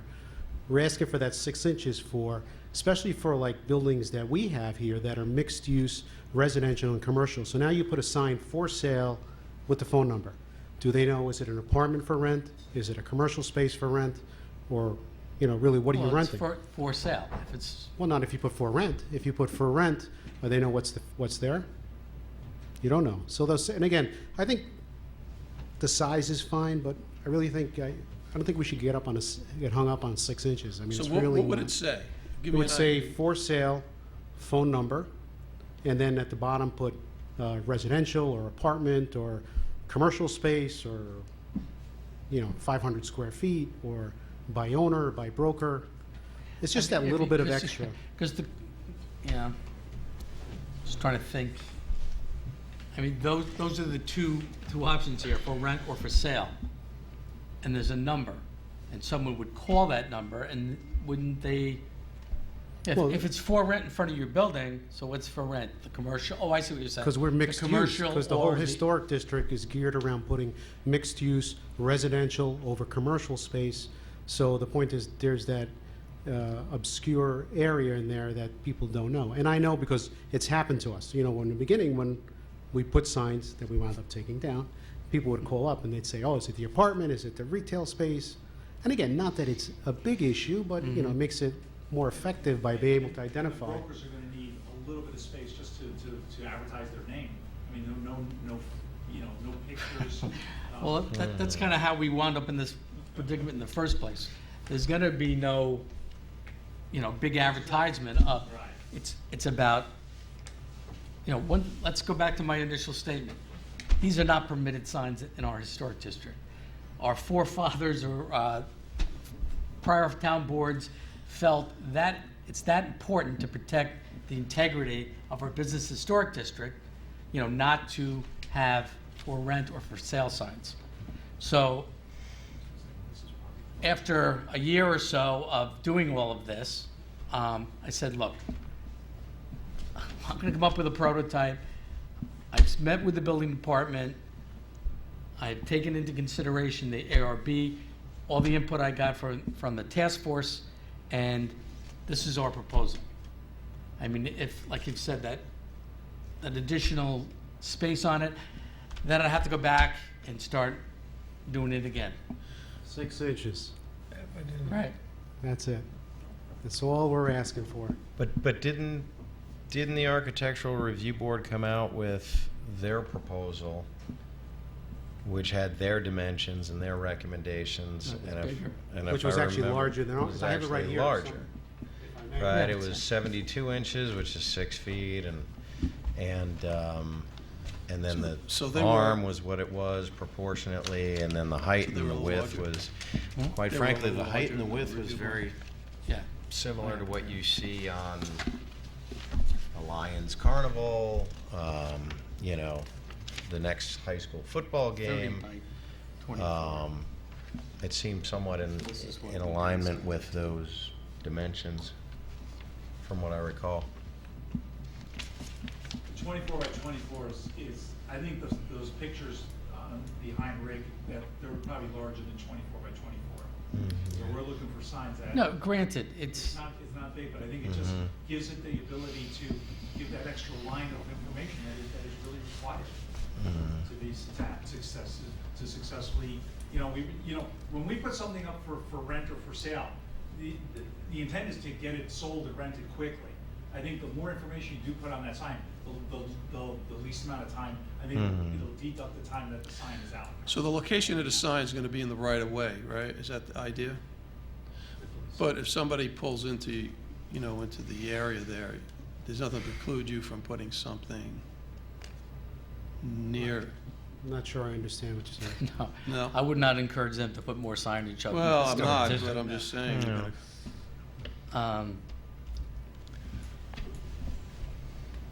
Mr. Donato.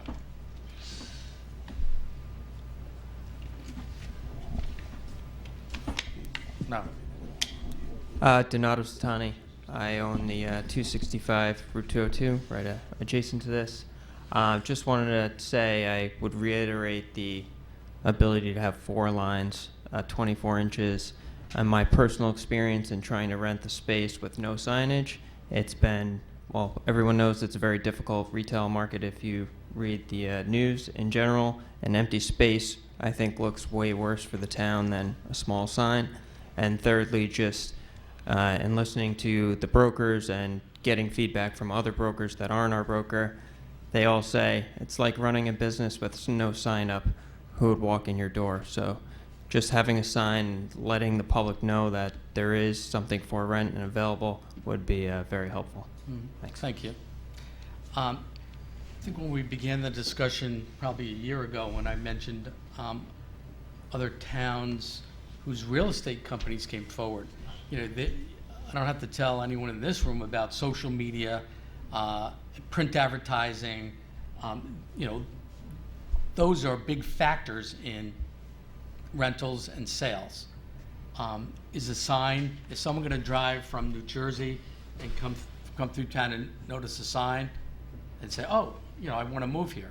They've done their research. They're going to come into an area because they've seen it online or actively advertised. Look, 6 inches, I would, I have approvals or agreement from the building department on what you see out there. I mean, if it's that big a deal, I'll have to table the resolution till I talk to the building department. They'll put an application together saying, let's see, no more than 4 lines. Is that what you're saying? So it's what, 4, rent, phone number, and then? Mixed use, Yeah, commercial. I don't think you're going to establish what's to be written there, but up to 4 lines is fine. I think that's important. Someone might say commercial space for lease, or whatever they want to put. I don't think you could tell, you could mandate what it says. All right, well, Line is very important. So is what is desired the 4 lines or a particular amount of height or width? I think it's both. The 18-inch high, it's unless it's really small lettering, you can't get 4 lines. The 24 by 24 you can. So let me ask you this: is are we regulating what the sign says, for lease or for let, and then the conversations about what that last line is, and it could be anything that the applicant wants? I mean, what are we talking about? I didn't think the town was getting into. No, I don't. To establishing what is to say, what is on the sign. I don't think we can. I'm just asking. We went through this. But we're just talking about the size, and if you want to stipulate that it can't be more than 4 lines, that's fine too, because that's really all we're looking for, I think. I mean, if you put really small letters, you can put 40 lines. That doesn't I'll be able to see it. So, but if you do want, the 24 or 24, I think is important for the 4 lines, and if you want to limit to the 4 lines, that's fine too. I mean, I'm okay with it, but it's Okay, yeah. I don't think that's a deal breaker. something to even stall I'm it. trying to think why you need the 4th line. Why Well, would it be sometimes, like, I would 4 wanna- rent, this- 2-bedroom apartment, and a telephone number? What goes on the Square 4th line? footage, I mean, the 4 rent, say. I don't know like why your sign- square footage your- has to go on the but- sign. But Rick, your sign has, the first 2 lines are 4, the first line is 4 and then rent with the phone number. So Oh. if you want to just. I haven't seen the sign. Yeah, it's 4 rent, the second little letter, second line, and then the telephone on the third line. I think the one more is essential, and it's not. And I don't think it should. I don't think it's a deal breaker. Right? Everything else is perfect. It's the color and the size, and it all works. And I think it's. Okay, so it's we're not saying gonna detract anything more. 24 by 24. Yes. And that still would fit on that arm of that. Yes. It's the same, so basically it's just going to be. That would still fit on the 5-foot post, you wouldn't Yes, need the it six-foot would. post. No, same post, everything is exactly the same. Okay. It's going to be 6 inches lower at the bottom. Okay. I'm okay with that. I mean, All right, so, Business community is happy with that? yeah, it's a trial period, and I know you do. You do appreciate the fact that, we hold our zoning to a very high standard. I mean, people are trying to change our zone all the time. That's why I have the zoning board of appeals. Yeah. So, and our business historic district is doubly important to us to protect it. So, and I think you're all being very reasonable, and if that sign works for you and it's a matter of adding a 4th line making the sign 24 by 24, I don't think there's a, And then this gets reviewed after 6 months? yes. okay, So- good. Sold.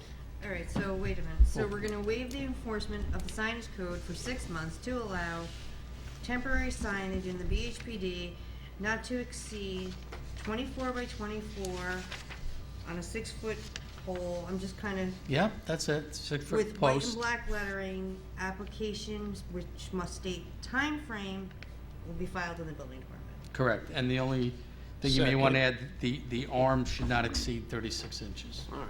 The arm of the sign. So, So that's the Sign- resolution. Wouldn't want it Sign to. to be white, White, I got the white with black letters. okay, with up to a maximum of 4 lines. Well, that's the 24 by 20. No, No, 'cause maximum 4 they lines. could put really small letters and have a dissertation on there. Wow, this was a long one. Okay, can I get a second on that? Second. Do I have a second? Second. All in favor? Aye. Aye. We're Okay, happy to. So moved. we're Okay, now happy that to that move port's this forward. over, there's a prototype, there's an arm, so that's available for use. Okay, so, they will hand it out for the first person that gets in there with their own sign. An I mean, application. actually, if you want to retrofit what's there, make the number smaller and put, I know it's 18 by 24, but if that could be utilized, then, so be it. But yeah, that will be. How soon will this take effect? Immediately, It's right? effect- now. It's effective now. So if somebody wants to go in the next couple of days, it's I'm expecting to see the sign out there when I leave, though. There's a 24 by 24 with the 4 lines, and it's a very classic sign. And it just happens to be William Lawrence, no affiliation. It's distinguished. Right. I mean, but we're not listing the name of brokers on the signs, right? black and white letters. Okay. And just FYI, that post slides right off of this. That's great, I saw it, yeah. Just put your foot on it, stick it in the ground, and this thing goes right over it, so it's It's a good in and system. out. It's a nice system. Okay, and we have information on where to get that type of thing as well. Good. Okay. Thank you very much. All right, gentlemen. All right. Good luck with your businesses. For sale and rent. Okay, our next item is item number 4, to authorize the supervisor to approve the payment of the Somers Volunteer Fire Department's legal fees in the amount of $900 to review the proposed easement agreement granting an easement to the town of Somers to install and maintain sidewalks and curbing across a certain piece of property abutting Route 202. So I'll move that to consensus. Yeah, that's fine. Yep. Authorize the supervisor to execute a mutual aid agreement between the Northern Westchester Joint Waterworks, the town of Cortland, Yorktown, and Somers, and Montrose Improvement District for a 10-year term commencing March 1, 2019, terminating February 28, 2029. Okay, so this is really a renewal of our mutual agreement with them, and we made some changes. And is that for police? That's for police? No, Fire, what? this is for water emergency response. Okay. Adam and Paul Green was very good at getting out to any breaks that were within, our vicinity. Even in Yorktown, he would go out to it. And he's God rest in peace, but he was a very valuable employee. Okay. To do that. Okay, upcoming. We have current vacancies on our boards. Please, if you watch these meetings, you want to get involved in town, please contact us to get on our boards. Upcoming vacancy on the Assessment Board of Review. I want to acknowledge the hiring of Mr. Nicholas Bazzetto as a full-time road maintainer at the Highway Department at an annual salary of $53,122. He will receive 90% of his salary for the first 6 months and at an hourly rate of $22.99. Then he will receive 95% after the first 6 months is completed. Upon completed of 1 year of service, he will receive the full salary dated July 16, 2019 from Thomas Cheverini, Superintendent of Highways. And that took effect on July 29th. And then the authorized hiring of Mr. Darwin Yanza, laborer, grade 3, step 1, at an annual salary of $35,396 in accordance with the CSEA contract per memo dated July 31st from Steve Ralston, Superintendent of Parks and Recreation, and that's effective, will be effective August 12th. So I need motions. Consent agenda. Okay, CA for those. Okay, we have for review and comment the Wilkinson Jones Wetland and Flood Damage Protection Application. Upon review, I had no it's fine. no comments. Proposed consensus agenda, scheduled public hearing for changing the Bureau of Fire Prevention meeting day for September 12th, 2019. And this will be ongoing though, isn't it? We're just gonna take that out. I don't know the reason. What they asked for is to be able to switch it from Wednesdays at 3:30 to Thursdays at 3:30, and then also to set their meeting if they want to change it again at their January meeting each year.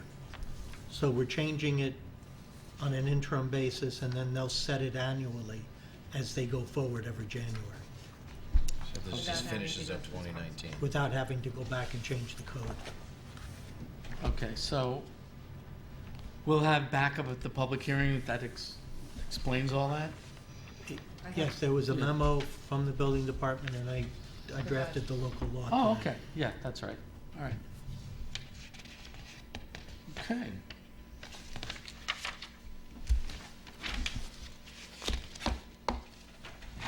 Okay, our next town board meeting Kind of interesting. will be held at the Somers Middle School for the purpose of having our public comment period on our proposed Somers Sewer District Number 2, which would entail sewering of Lake Lincolndale and Lake Shenorock communities. It was posted in the newspaper. We're going to send out a general code red notification to area residents. I'm going to have a fact sheet up on the town website, as well as my own town supervisor website. And I want to encourage residents in that community to come out, because we want to hear from you. We consider sewering these two communities extremely important. It's part of a bigger plan. Phase 1 is sewering parts of Lincolndale and Shenorock. Phase 2 is sewering the remaining parts of Lincolndale and Shenorock. And Phase 3 would be sewering of Lake Purdy's and the business historic area. So this is a long-term project, and because of what's happened environmentally in this town, Lake Shenorock has been basically rendered useless for recreational water use because of silt buildup and nitrogen, and the water levels being dropped because of all the silting. We've spent about $850,000 this year in stormwater retrofits over there. So that has addressed all the road runoff and hopefully contaminants getting into the lake. So this is the beginning process of claiming back that lake and getting it back into a healthy state. So if we are able to put the sewer infrastructure in, this is the first step, having this public hearing with the residents. So we do want you to come out, and we want to hear from you. Town board announcements. I'll go through these quickly. There's a concert in the park, Mark Rust Family Fun Concert, Sunday, 8/18 from 6 p.m. to 8 p.m. It's at the Reese Park Stage at Primrose Street, 82 Primrose, which is Reese Park. Entry open to all Somers residents, and it's free of charge. The Town of Somers Blood Drive is scheduled for 9/3, 2 p.m. to 8 p.m. at the Somers Townhouse, right here. Make an appointment by calling 800-933-2566, or you can walk in on that date. And What were the hours again, sorry? the hours are 2 p.m. to 8 p.m. And the residents of Somers have been very generous with their donations, and we always seek to outdo ourselves, which we have been doing. And then finally, the Somers Litter Task Force E-Waste Recycling Day will be held Saturday, 9/28 from 9 a.m. to 2 p.m. And will be held at the City Karting Expansion Lot at 235 Route 100, Somers, New York. $5 car donation towards the Somers Litter Task Force will be asked for. So there you have it, activities. I know we're midsummer. I want everyone to enjoy themselves and stay safe.